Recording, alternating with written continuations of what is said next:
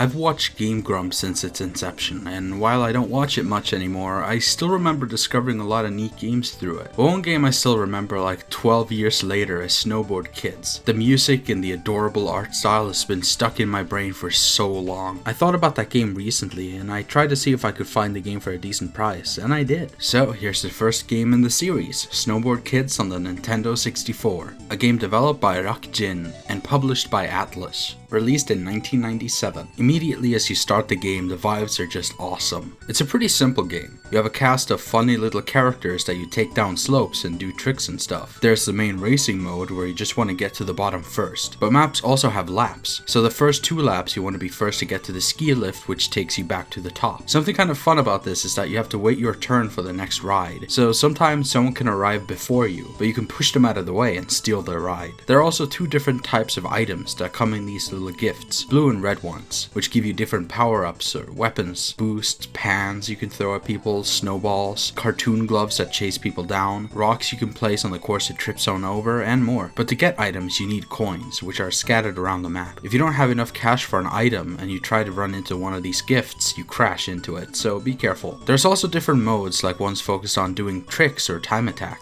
There's something really satisfying about the way you hold down the jump button and prepare to jump, and let it go just to fly off a ramp and start doing tricks. It's satisfying in a way that almost reminds me of Sonic Riders. It's hard to explain, but I really enjoy it. There's a weight to it. It's not the most deep racing game, but that just makes it more approachable for new people. The turning took me a bit to get used to, so it's good to know that you can do sharper turns if you lean the stick down slightly while turning. But don't turn too much or you'll lose all momentum. There's a balance to turning effectively that I think is very satisfying to figure out. You can also play with up to 4 people at a time for some amazing multiplayer fun. This game is just a good time. The music is fantastic, the characters are adorable, the controls feel good, there's some unlockable boards and stuff, solid track design and fun locations. It's a good time. Snowboard Kids Plus was an expanded release only for the PlayStation 1 in Japan. It changed up the visuals, added an FMV opening, and for some reason, a lot of the artwork made for this game give the characters a more lanky form. The first game's art is so much more charming. I'm not sure why they did this. There's some new characters like Kyla, Pamela, Ruby Green, and Nicole. I think this is a good time to point out that these characters are like 10 years old. Thankfully, these characters only appear in this PS1 version, so whatever. Though to be fair, Linda from the first game kind of has the same issue. I don't know why the artwork made for this particular version of the game discarded the chibi look when it fits them so well. Like in the game they still look chibi, but the art outside of it isn't. It's weird. Anyways, being a PS1 game, you can only play up to 2 players at a time here. While it has more content, I don't think this version is worth it because of the weird and uncomfortable unique characters and limited multiplayer. So let's kick things up a notch by looking at Snowboard Kids 2. This time going back to the fantastic chibi art style of the first game and updating the character designs in ways that I think are just great. It brings the charm to a boiling point of cuteness and I love it. Here we start off with story mode and battle mode. Battle mode is the regular multiplayer mode where you select your character. We haven't unlocked everyone yet, so we start with 6 and do races with up to 4 players at a time. You have a bunch of different tracks and you can also customize your little guy with different outfits and boards that perform differently. It's a lot of the same stuff from the last game, just new tracks and new items and more. The story mode has a demon named Damien coming to conquer Snowtown, but he completely fumbles and no one even notices him, so he gets pissed and wants revenge. A very cute and silly story for a cute and silly game. There's a lot of silly cutscenes and Damien just trying to fuck with the gang and then getting screwed over by his own plans. It's great. We then get introduced to the town itself, where you can do little jobs or trick challenges like from the first game. It's a cute little hub. Here's also where you buy new boards, so it's basically taking the menus from the first game with all the different game modes and such and turn it into this one hub for all the single player content. I think that's neat. There's a bunch of cute cutscenes and even some boss fights. There's a lot to enjoy in this game. It's the first game but with more stuff. Honestly, you can't go wrong with either one of these. Man, I really like this game and I already have the first physically. Let's see how much it costs. Oof, like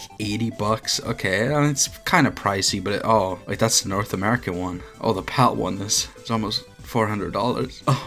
Oh no. So, being an Atlas game, it's not that surprising that it's expensive. They're pretty infamous for low print runs of their older games. And usually PAL games are cheaper than North American ones, not always, especially not with JRPGs. But more often than not, a PAL copy will be 20 to 30% cheaper than a North American one. In this case, I guess Atlas just barely made any copies of this game because it's fuck off expensive. Well, we still got one more game to look at, so I guess we'll just move on. SBK Snowboard Kids released on the Nintendo DS in 2005. This game went for a completely different art style. It's a shame to see them drop the charming and unique chibi look for something a lot more generic. I mean, the art is good and some of the characters have a fun design, but it's not nearly as memorable as the original style. I guess they wanted to make the characters more cool and modern looking. They also aged them all up a bit, so this game clearly wants to appeal to a slightly older audience than the first few games. The characters use a lot of the same names, but their personalities and designs are completely different. This game has World Tour Challenge, which is sort of like an arcade mode where you do some races and get a bit of a story. There's also slalom and boss battles and a versus mode, where you can race others with a DS either using download play or with them also having a cartridge, which usually gives you access to more features. The gameplay is mostly the same as the older ones. The turning is a lot simpler, which makes sense since you're using a D-pad instead of a joystick now. You don't have to pay attention to how much you turn, you don't really lose speed easily like before. The tricks feel a lot simpler but less satisfying. You just hold a direction in the air and stop before you land. I'm not a fan of how it feels here. You can bail tricks really easily by returning the D-pad to neutral, making them less of a commitment. But since you automatically do tricks in the air, I often found myself mid-turn and gaining some unexpected airtime, and suddenly my guy starts doing tricks and falls over. You can't do minor adjustments to your angle mid-air like before. You no longer need coins for items, and there are more item boxes in general, so everyone is throwing around items at each other non-stop. But the items feel less impactful this time around. All the attacks you do feel like they slow your rivals down less. At least it's not as annoying now when it happens to you, but I'm not a fan of how much everyone just spams items in this game. There is at least some incentive to hold on to items, since they get more powerful over time, but I still feel like there's so much more shit going on all the time. Overall, this game is decent, it feels okay to play, it looks alright, it's just fine, but it's got less charm and worse controls than the other games, so I really don't think it's worth it. And that's every Snowboard Kids game. This is easily a series they could bring back. A modern take would be so dope. There's a fan project called Snowboard Kids 3 that tries to envision what the game could look like with modern graphics and gameplay. I'll link it below if you want to check it out. They do some awesome work there. And that's all I got for you this time. Thanks for watching.